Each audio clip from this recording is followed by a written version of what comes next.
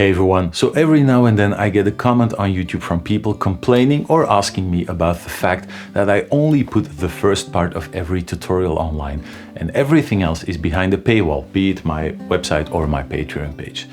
And I always give them a polite reply and I tell them that I put a lot of time in these lessons and that YouTube ad revenue is not making up for the amount of time that goes into this. And in most cases, I get a quick message back telling me they actually understand. But maybe a video on how I make these tutorials can shed a bit more light on this topic. How do I go about making these lessons? How many hours do I sink into just one of them? And what is the YouTube payout after grinding away at this for 6 straight years? All of these questions will be answered in this video. Now in a second we're going to jump back in time a few weeks and you'll see me start a new lesson from scratch, explaining every single step and keeping count of the amount of hours I spent on the project. You'll see me get real tired during certain work days and almost a bit deflated, but I will get there in the end.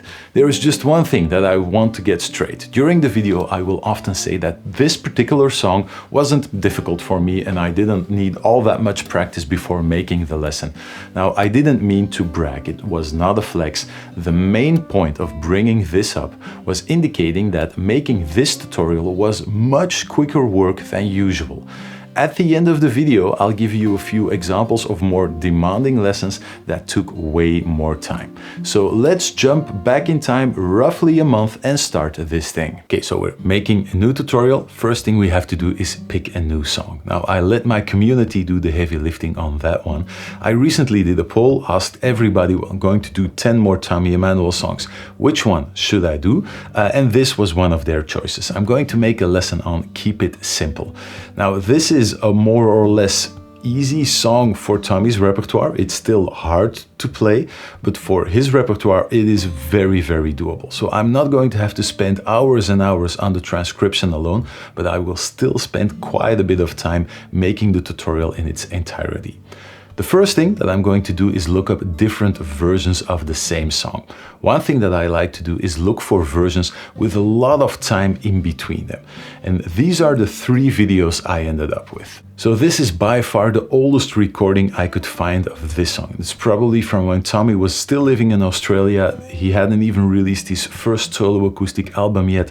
So this is the oldest version of the song by far. It's a little bit slower, doesn't have a capo on the 2nd fret, and it's quite different in some areas than some of the other versions. Then let's say 10, 15, maybe even 20 years later, we end up with this one, which is in a hotel room somewhere, part of an interview for a guitar magazine or a guitar website. We already see the capo on the 2nd fret and he's already playing the song quite a bit faster. And then this one is the last one. I'm guessing we can add another 10 to 15 years to the previous video. And this is probably the version that most people know by now, how Tommy has been playing the song in more recent years. So that's what I'm going to do now. I'm going to start my transcription. I'm going to fire up my music notation software here.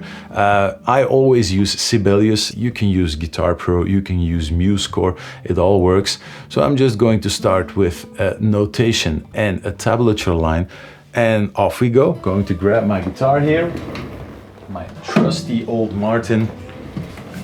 There we go. And I'm going to start transcribing and I'll see you back as soon as I finish the transcription with a first tally of the amount of hours I put in. Here we go. So what I'm going to do now is I'm going to make a compilation of these 3 videos. I always try to go for the easiest possible version in verse 1 and chorus 1. And I will try to get everybody on the horse and going that way. Then, whenever there are cool variations, single note runs, really neat tricks, all of that will be done in verse 2 or chorus 2 or the bridge or the ending, whatever pops up in the song. That way, I hope to be able to offer you a lesson in which you can get started with the easier material first and then add all of the more challenging stuff in later on. Okay, so I just finished the whole thing. I put the whole song to paper. It took me about 3 to 3.5 hours. And again, this is an easier one. I recently transcribed a Julian Lage song song, and that took me 2 or 3 full days to get everything down.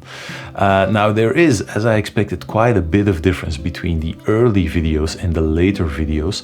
The early versions use a lot of arpeggiating, just picking single strings with a flat pick, and in the later versions you have a lot of strumming.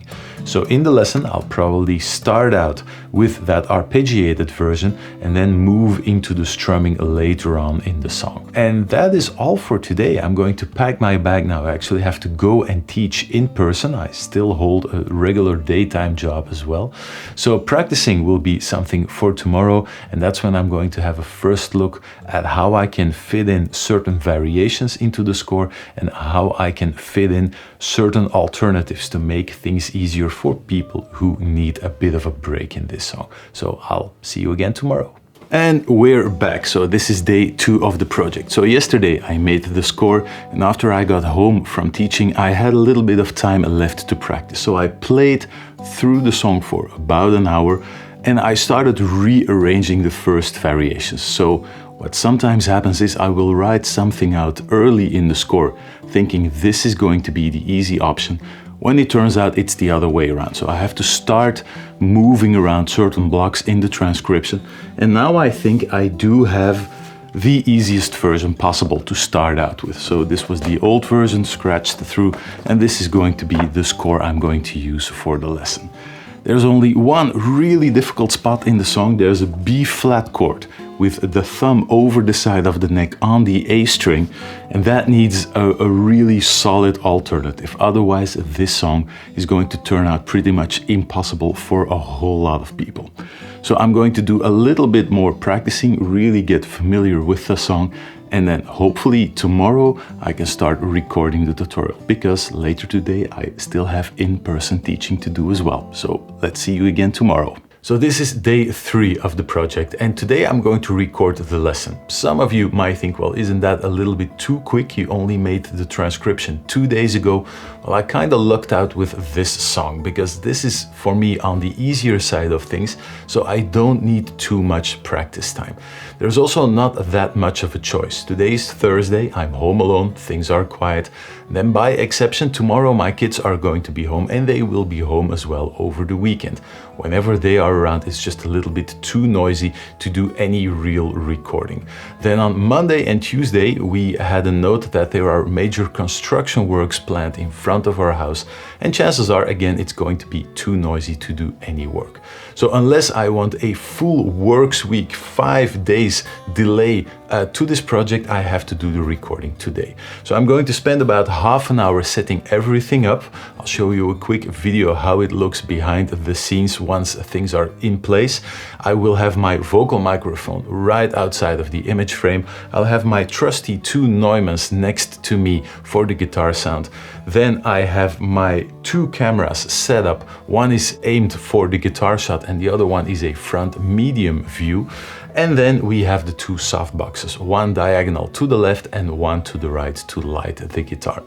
This has been pretty much the same setup from the beginning. I messed around a little bit with the lighting. I'm happy with what I have now. I still have to do a little bit of fine tuning, and over time I had to replace the cameras as well, because the old ones just started malfunctioning and dropping out in the middle of a recording.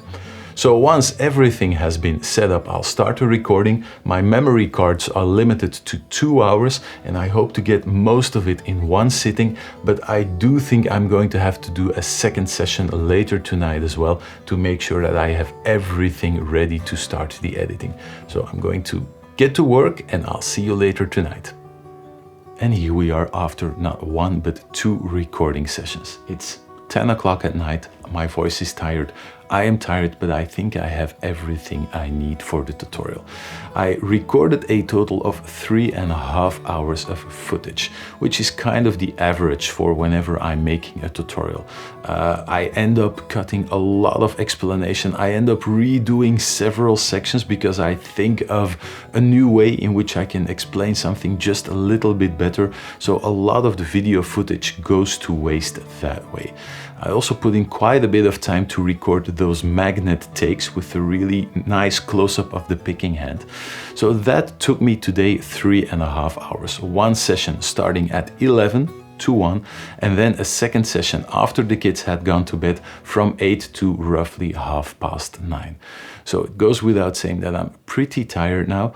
I'm going to start the editing process tomorrow, but the majority of the work is going to be done on Monday and Tuesday when I'm home alone again, because I really need to be able to focus for that. And you've missed a few days because we're already Wednesday by now, day 8 of the project.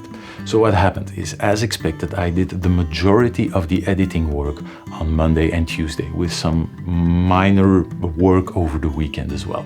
All in all, I added about 10 hours of editing work to the project, making the rough edit. The editing itself is kind of tedious and boring. At this point, most of my lessons follow the same template, so there is no real creative work done anymore. It's always the exact same thing. While recording the lessons, I will add the tablature lines to the video as well, and I will keep checking every single section right up to the point where I conclude or finish the whole video. Every time I spot a mistake, I will go into my notation program, fix the mistake, and then continue the editing process. That way, by the time I get to the end of the video, I will have a completely reviewed score, hopefully completely free of any mistakes. Then this morning, on Wednesday, I recorded the introduction. That means new camera angle, new lighting, new microphone setup. After the recording, I will add this to the lesson, fine-tune the edit, check everything one last time, and then I can start rendering the videos. This adds another 3 hours to the workload of the project. Now the videos, they keep rendering while I'm away at school. So I'm teaching Wednesday afternoons. While I'm teaching, the videos are rendering, and by the time I get back home, I can start uploading. The videos for Patreon and the website go to Vimeo, and then the free part always goes on YouTube. That is about 40 gigabytes of video that I have to upload to the internet, so it takes quite a while. So I'm just going to leave this computer running the whole night, and by the time I wake up tomorrow morning, I'm ready to head into the next phase of the project. The boring work is only getting started now. We're not done yet. On day 9, I forgot we were making this video. Now, luckily, I kept track of the amount of hours. So we're now going to look back on the work that needed to be done, and I can still add up the total. The first thing I'm going to do now is check the subtitles. An English subtitle that is 100% accurate will not only make it easier for people to follow the lesson, it's also the perfect base for translations. This step is also my quality control, as I'm going to re-watch the entire tutorial from start to finish, and this is where I often spot editing mistakes or audio issues. For my subtitles, I recently switched over to AmberTrack after working with Rev.com for a long time. AmberTrack seems to be much more accurate with the AI transcription of the video, but as with all systems, it still struggles with very guitar-specific words like fret, bar chords, capo, stuff like that. The names of the different strings are also very similar, E, D, G, B, and the software often mixes them up as well. If I don't fix that, it will only get more strange and disconnected after being put through a translation service. For that reason, I will also put every single type of punctuation in the right spot, and I'll make sure that every single sentence makes sense. That whole job takes about 3 hours for a 1-hour video. So please tell me you noticed that my subtitles are really accurate. Now, after that, I will upload them to my translation service and have them translated in 5 other languages. Then it's on to making thumbnails and graphics. I need thumbnails for the videos on YouTube and Vimeo, and some extra graphic work for Patreon, like a thumbnail for the collection. When that has been finished, I have to create the chapters for each video, so you guys can skip my endless talking when necessary. Not now, stay here, stay here. These are manually typed over from Final Cut into an Excel sheet, and then I need to add all of this to every single video. The subtitles, the thumbnail, the chapters, and some introduction text. The workload for each step is vastly different on every platform. Adding chapters to YouTube is just copying and pasting the timestamps, and it takes 2 seconds. But on Vimeo, it's a really clumsy and slow process, and it takes me several minutes to do this for just one video. But on Vimeo, the subtitles are way easier to add in than on YouTube. All in all, this adds another 2 hours to the total. The final step is a last review of the score before uploading this to Music Notes so they can get a license for the tabs, and then I'll create the lessons on both my Patreon page and my website. On Patreon, each video is a different post. On the website, it's all grouped together in a single song card. By the time I have made the email newsletter letting everybody know there is a new song ready, I have added another hour and a half to the total. And that concludes work on the tutorial video. After posting this, everybody can get to work and hopefully learn a new song. But it's not really where my work ends, because my lesson package for a single lesson is only complete when I add the cover video as well. So this is the total amount of time I spent on the lesson. If that is all you want to take into account, then feel free to do so. But me, I practiced for another 2 hours on day 9, and then on day 10 I did the cover video. That means setting everything back up, sound checking, doing takes until I get it right, uploading the files to my computer, cleaning back up. Exactly the same stuff as on the lesson. Now, some parts are way quicker. I don't have to do any subtitles.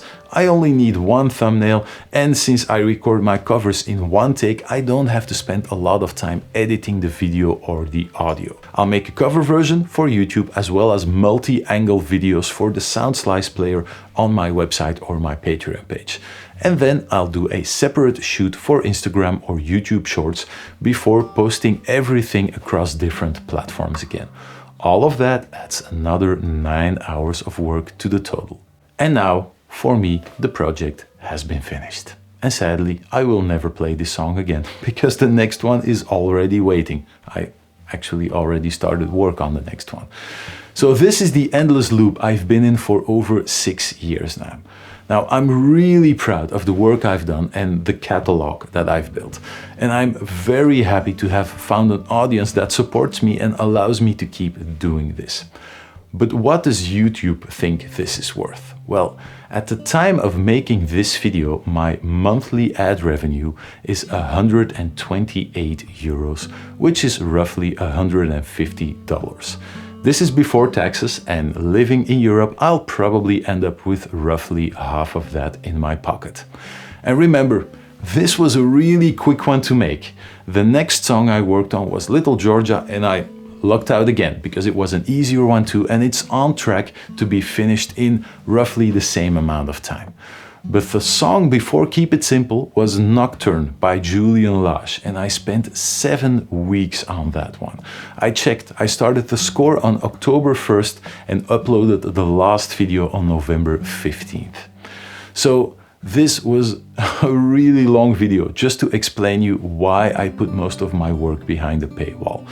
My wife and kids wouldn't like it if I was just doing this for fun or just because some stranger on the internet asks me to make another lesson. It really needs to be some kind of job. There really needs to be some return on the work that I do. So thanks for sticking with me all the way to the end of this long video. I'll be back soon with more lessons, and in the meantime, keep picking away.